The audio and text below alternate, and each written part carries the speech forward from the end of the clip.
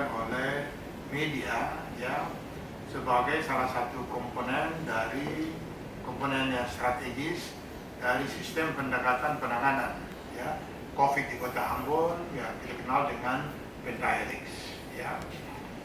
Keberhasilan pemerintah kota maupun masyarakat di Ambon ini dalam melaksanakan program pengendalian pandemi COVID di Ambon ini antara lain juga peran dari media itu sangat-sangat amat membantu. Selain pemerintah, selain itu juga pihak swasta, selain juga akademisi dan masyarakat itu sendiri, tapi media itu memegang peranan yang tidak kecil ya. Paling tidak lewat koreksi, lewat berita-berita terutama yang fakta ya, fakta, lalu dia bisa menentukan kebijakan-kebijakan kita selanjutnya. Kalau yang sifatnya opini, nah itu yang bisa saja hanya jadi pertimbangan. Tapi kalau yang betul-betul fakta itu ditindaklanjuti oleh pemerintah. Saya kasih contoh, ada dalam bentuk medsos mengupdate masalah TPU ya, saya kasih contoh itu yang disampaikan oleh salah satu keluarga misalnya tentang TPU daripada keluarga mereka yang terkena COVID lalu tidak terurus ya. Nah kemudian kita follow up-kan dia secara khusus ya dengan cara memberikan perhatian, tapi kita memberikan penjelasan ya bahwa itu memang sudah masuk dalam perencanaan pemerintah kota, paling tidak dia tertata baik, tapi sambil dalam proses berjalan karena cuaca langsung itu belum sempat untuk bisa ditangani. Tapi apa yang terjadi sekarang itu kan lewat koreksi itu kemudian sudah ditata ya, sudah ditata sedemikian rupa sehingga betul-betul dia representatif dalam tanda kutip sambil menunggu kondisi yang memadai untuk kita benahi itu secara proporsional. Itu contoh maupun informasi-informasi lainnya yang dikoreksi. Nah, termasuk juga pertemuan-pertemuan kita pada jumpa pers hari ini misalnya, ini tentunya akan sangat membantu bagi pemerintah kota dalam menata maupun membenahi penanganan COVID ya di kota ini. Nah, sampai dengan hari ini secara resmi pemerintah kota masih memberlakukan PSBB transisi tahap yang kedua. Kenapa sampai kita masih melaksanakan PSBB transisi tahap kedua? Karena memang dari data-data ya kondisi COVID yang ada di Kota Ambon ini masih berada pada zona orange ya, zona orange. Dia belum sampai ke zona kuning ya, zona kuning. Sehingga itu tetap menjadi kepekaan dan keprihatinan daripada gugus tugas dan pemerintah Kota Ambon untuk tidak gegabah ya, tidak gegabah mengambil langkah-langkah karena dia akan bisa berdampak kepada publik ya, dan itu bisa merugikan publik itu. Nah, dari kondisi zona hijau, zona orange yang ada ini, lalu kita mengambil keputusan untuk PSBB tetap dilaksanakan untuk 2 minggu berikut, tapi dalam bentuk PSBB transisi tahap yang kedua ya. Nah, PSBB transisi tahap yang kedua ini dia pada dasarnya tidak berbeda dengan PSBB transisi tahap pertama, kecuali ada beberapa unit-unit usaha yang juga kita izinkan untuk bisa dibuka ya, bisa dibuka, yaitu misalnya salon ya, kemudian barbershop, kemudian fitness, kemudian gym, itu bisa kita buka dengan tetap memperhatikan protokol kesehatan. Jadi misalnya tukang cukur yang dia mau buka atau tukang salon, tetap dia harus pakai masker ya, dia harus masker. Nah, kita berharap sungguh juga orang-orang yang ke salon juga harus pakai masker ya. Misalnya massage ya, massage misalnya, itu juga tetap memakai masker, tapi orang yang juga dalam melaksanakan kegiatan massage itu juga harus pakai masker, ya, dengan protokol kesehatan, dengan cuci tangan dan sebagainya dan sebagainya. Ada beberapa yang belum, ya, bisa kita izinkan buka, misalnya untuk film, ya, untuk film, kemudian juga bioskop, kemudian juga untuk karaoke, ya. Nah, tadi beberapa pengurus-pengurus karaoke itu owners datang ketemu dengan saya, tapi mereka karena saya ada kegiatan, mereka ketemu dengan Pak Sekot, lalu arahan saya sudah jelas, ya. Kenapa? Karena kalau karaoke itu dia kan tidak bisa nyanyi tanpa masker, ya. Dia harus nyanyi itu kan free, bebas. Nah, oleh karena itu peluang juga untuk kemudian dia punya ruang itu kan sangat-sangat tertutup, ya. Oleh karena itu dalam kondisi yang masih orang seperti gini, saya tidak mau ambil risiko yang besar. Oleh karena saya tetap larang dulu untuk kita pending, ya, untuk izinnya itu. Nah, lalu yang berikut, kebijakan-kebijakan menyangkut moda transportasi juga tetap sama, tidak berubah. Kebijakan-kebijakan lain tentang waktu operasi itu juga kita tingkatkan, ya. Dari biasanya jam 6 untuk toko-toko dan mall, kita izinkan dibuka sampai dengan jam 8, misalnya begitu. Nah, jadi kita membuat kelonggaran, tapi kita tetap perketat pada pengawasan. Jadi kalau ada laporan, ada media atau ada orang yang lapor tentang di sini ada begini, langsung kita turun dan tidak lagi dalam bentuk peringatan, tapi langsung dalam bentuk sanksi. Untuk transisi PSBB transisi pertama ini itu cukup banyak, terutama moda transportasi yang kita berikan penalti, ya, dengan minimal itu 250.000, ya, kurang lebih 46, sekarang 66. Kenapa? Kita juga mau berupaya untuk harus tiap-tiap orang mengedukasi dirinya. Tidak perlu sampai dengan pemerintah awasi lalu kita jangan. Kita harus membangun itu kesadaran masyarakat. Kenapa sampai jumlahnya meningkat? Karena kita tidak lagi ada pos-pos pemantau yang kita siapin, tapi kita melaksanakan pola pendekatan yang baru, yaitu mobile, patroli mobile. Dalam kenyataan misalnya kedapatan bahwa dia memuat lebih daripada jumlah yang ada, langsung kena penalti. Baik itu mobil pribadi maupun mobil angkot, terutama itu, ya. Nah, itu yang terjadi. Nah, kemudian kebijakan-kebijakan yang berikut juga antara lain misalnya seperti Ibu Kadis Kesehatan sudah jelaskan tentang rapid test untuk perjalanan dalam provinsi itu ditangani oleh puskesmas kita. Jadi ada orang yang mau berpergian antar kabupaten di Maluku, itu silakan untuk mengambil surat keterangan rapidnya ada pada puskesmas, ya, puskesmas. Nah, itu dia. Sedangkan untuk antar kota, ya, antar provinsi, nah itu bisa lewat 5-6, ya, 6 rumah sakit yang kita rekomendir, termasuk yang terakhir ini Siloam, ya. Tapi yang antar pulau di Provinsi Maluku saja itu semua ditangani oleh puskesmas, ya. Nah, itu dia. Pada sisi lain, kita sadari sungguh bahwa ketahanan diri masyarakat ini dia harus berawal dari masing-masing pribadi. Oleh karena itu pola pendekatan kita yaitu meningkatkan pengetahuan kepada masyarakat, ya, lewat program sosialisasi terus. Nah, kita sudah membentuk itu tim relawan gugus tugas yang ada di desa-desa, kurang lebih 520, ya, yang ada di 50 desa. Nah, kita akan tambah lagi dalam waktu dekat ini dengan melaksanakan sosialisasi kepada para RT RW yang potensial bisa kita harap untuk menjadi mulut bagi pemerintah kota untuk mensosialisasi ini, termasuk juga kepada guru-guru, ya, guru-guru dan kepada tokoh-tokoh agama, ya. Semakin banyak orang tahu tentang ini bahayanya COVID, itu semakin baik, ya, semakin baik buat kita itu. Karena dengan pengetahuan itu kita berharap mereka menjadi prime mover, penggerak lah di lingkungan mereka masing-masing.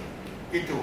Yang kedua, Bapak Ibu sekalian, terkait dengan upaya-upaya untuk terus memberikan perhatian terhadap sembako kepada masyarakat, kan kita tahu bahwa untuk bantuan ya tunai langsung kepada masyarakat yang ada di desa ataupun juga bantuan sosial ya, bantuan sosial tunai BST yang ada di dalam program kementerian maupun sembako itu juga tetap kita laksanakan.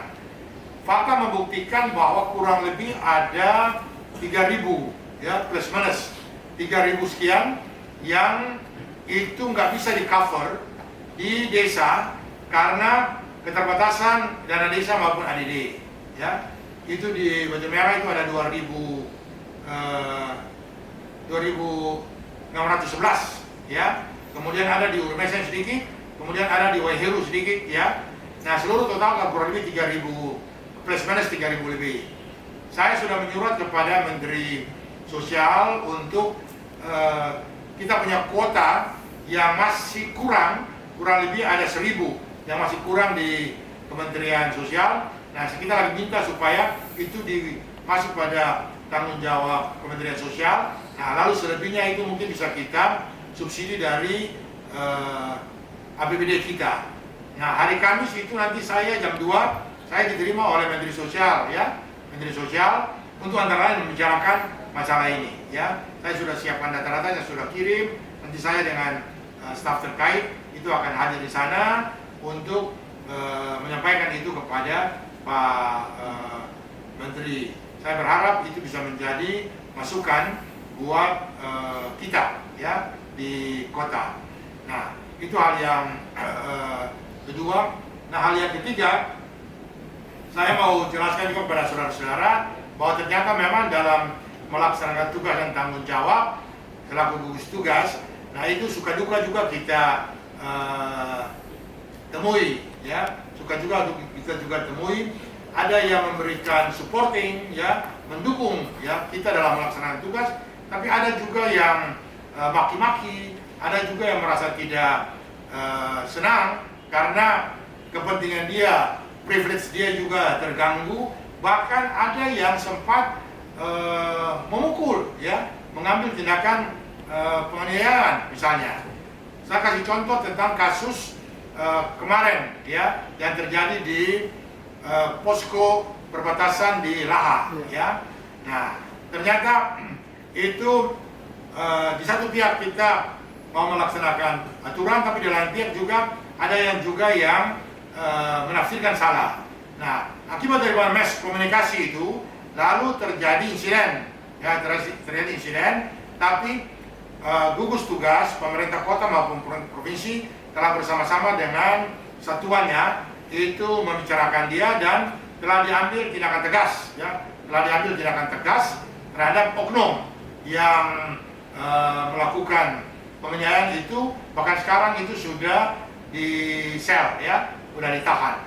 Nah, sehingga kita sepakat untuk masalah itu diselesaikan saja sesuai dengan mekanisme dinasnya, dan konsentrasi kita itu adalah pada bagaimana menghambat laju daripada penjangkitan COVID ini ya. Saya rasa itu bisa kita temui di mana-mana. Saya berulang kali dalam arahan kepada staf itu pendekatan persuasif.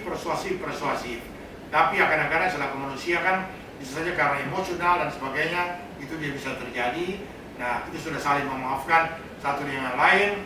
Ada juga kekeliruan ya, kekeliruan yang terjadi, misalnya ditemukan di lapangan itu ada beberapa bir kaleng bir. Nah, itu juga tidak boleh walaupun itu untuk bawa pulang ke, mau simpan ke, tapi dalam pelaksanaan tugas nggak boleh sama sekali untuk itu. Nah, itu juga saya juga menyampaikan permohonan maaf ya karena kekeliruan ya seperti begitu. Nah, itu misalnya kelalaian kita lah. Itu contoh yang terjadi. Nah, saya rasa itu beberapa hal yang saya mau sampaikan kepada kita pada sore hari ini. Soalnya jumlah teknisnya itu, kalau sudah bertanya, itu nanti Ibu Kadis Kesehatan akan menjelaskan. Soal ada temuan-temuan di lapangan, misalnya ada yang belum dapat sembako dan sebagainya. Tapi saya rasa cara penanganan pemberian bantuan sosial yang saya bilang baik sekali, itu ada di pemerintah kota lewat dinas sosial Ibu Kadis ada, ya. Nah, juga terkait dengan mungkin bantuan pembangunan rumah-rumah rakyat akibat dari gempa, ya. Itu juga sudah kita tangani sesuai dengan prosedur. Nanti mungkin Pak Demi bisa menjelaskan selaku Kepala Badan Bencana sudah sejauh mana, ya, dana-dana itu dipakai. Karena ya orang Ambon ini kan aduh radio tali hulale itu kan sangat luar biasa, ya. Nah, saya harus jelaskan itu kepada saudara bahwa kita ini hanya menerima, ditaruh di bank A, bank B, bank C, bank D, itu di luar kompetensi kita. Itu seluruh komitmen antara BNPB, Badan Nasional Penanggulangan Bencana, dengan kantor pusat di Jakarta. Sama sekali nggak ada urusan apapun juga dengan pemerintah kota, ya. Seluruhnya diatur, cuma diberitahukan dananya disalurkan di sini, ya. Nah, itu yang ditangani oleh bank, ya, ditangani oleh bank. Saya lihat ini media juga beberapa juga itu menyorot ramai sekali menyangkut dana ini karena terkait dengan dana itu disimpan di BNI, ya. Lalu media begitu gampang menganggap bahwa karena wali kota Pak Anamanto ada di BNI, rupanya ini wali kota sudah kong kali kong berdosa buat Tuhan. Saya bilang buat saudara, ya, sama sekali nggak ada urusan apapun juga dengan itu. Yang kedua, untuk disimpan bahwa kenapa sampai baru itu dilaksanakan, ini pasti ini wali kota ada kepentingan untuk dapat bunga. Pikiran itu secara objektif dan daftar, ya, untuk kepentingan rakyat. Sama sekali enggak. Saya desak terus untuk Badan Bencana untuk perhatikan kenapa sampai bisa, dan itu sudah dijelaskan karena kita harus lewat mekanisme, tidak bisa langsung diserahkan kepada masyarakat, nggak bisa, harus lewat pembentukan kelompok-kelompok pekerja di tengah-tengah masyarakat. Nah, ini ya sudah disiapkan. Kemudian dana itu nanti diserahkan kepada kelompok itu, baru masyarakat itu mengaturnya. Jadi nggak ada, pemerintah ini hanya menjadi fasilitator saja, Dia kira-kira begitu, ya. Nah, itu yang terjadi supaya jangan sampai ada penafsiran yang berbeda dari berita-berita seperti itu. Nah, saya rasa begitu. Terus kita prepare karena pengalaman saya begini. Kemarin saya turun tinjau di lapangan, ada juga anggota masyarakat yang ditahan, tidak boleh berpergian. Karena apa? Banyak anggota masyarakat itu juga, terutama memakai surat keterangan, ya, surat keterangan sehat itu disalahgunakan, ya. Mereka akan bilang mau mana? Mau ke Jasira, mau ke Tulehu. Ternyata mereka menyeberang. Kalau menyeberang harus rapid, nggak boleh enggak. Tapi mereka menggunakan surat keterangan sehat, seakan-akan mereka di Jasira atau di Salahutu, ya. Nah, waktu mereka kembali, ketahuan bahwa mereka ini baru datang dari kabupaten lain, ditahan untuk itu, ya. Nah, kira-kira gitu. Kan ini bukan soal mau kita tahan, ini soal kepentingan kita bersama. Pada waktu naik angkot, lalu ternyata mereka muat lebih dari 50%, tolong itu ditulis nomor platnya, jurusannya, itu menjadi referensi buat kita. Itu jadi referensi, ya. Karena kita tidak bisa setiap menit itu muter, ya. Kita harus turun itu, seluruh daerah ini kita akan mutar. Jadi kalau ada dalam kita mobile itu ada yang kita lihat mencurigakan, kita hentikan, langsung ambil tindakan. Sampai yang terakhir sudah 66, ya, yang dikenakan tindakan sanksi itu, ya. Jadi nanti saya minta tolong juga dari teman-teman itu, misalnya kalau misalnya ada yang naik angkot seperti tadi, ya, dari si bilang saya begitu, lalu ternyata lebih dari 50%, diam-diam saja, ya. Tulis saja, ini jurusan ini, you naik jam sekian, plat nomornya sekian. Itu langsung kita lacak, langsung. Ini datanya, ya. Lebih bagus kan kalau you foto, dikasih itu. Nah, kalau misalnya laporan itu kita tidak lanjuti, nah you complain ke kita, ya. Itu dia. Karena kita nggak bisa untuk anytime. Kalau bisa kita mutar terus, ya, ini mutar terus. Dari hasil survei yang dilaksanakan itu kurang lebih 55% itu orang tua tidak siap untuk melaksanakan sistem pendidikan lewat daring sistem. Ya. Nah, yang siap itu kurang lebih 37%. Oleh karena itu, atas dasar hasil survei itu 55%, lalu pemerintah kota itu melaksanakan sebuah kajian akademis tentang bagaimana metode yang pas, bagaimana cara yang pas untuk ini pemerintah kota bisa melaksanakan sistem pendidikan yang bisa menjangkau sampai kepada seluruh masyarakat. Nah, dari hasil diskusi itu, kemudian kita sementara merumuskan beberapa kebijakan-kebijakan strategis. Ya, ditemukan paling tidak ada 3 komponen besar. Yang pertama itu menyangkut soal manajemen pendidikan. Itu yang sementara kita rumuskan dia. Yang kedua itu menyangkut soal infrastruktur. Yang ketiga itu terkait dengan masalah kerjasama. Ya, dari 3 komponen ini, lalu kita akan jabarkan dia. Misalnya soal manajemen pendidikan, dia terkait erat dengan soal bagaimana pedoman belajar mengajar yang efektif di era ya pandemik ini. Nah, pedoman ini dia secara mutatis mutandis itu berpedoman kepada surat keputusan bersama 4 menteri. Ya, lalu kita modifikasi terkait dengan kondisi daerah masing-masing. Ya, yang kedua, dalam manajemen pendidikan ini juga kita mengkonstatir bahwa peranan daripada guru-guru itu juga penting. Ya, hasil survei kita ternyata banyak guru, banyak sekolah-sekolah juga yang lebih senang mereka menggunakan metode luring, tatap muka. Kenapa? Karena ternyata guru-guru juga nggak terbiasa dengan menggunakan IT, misalnya begitu.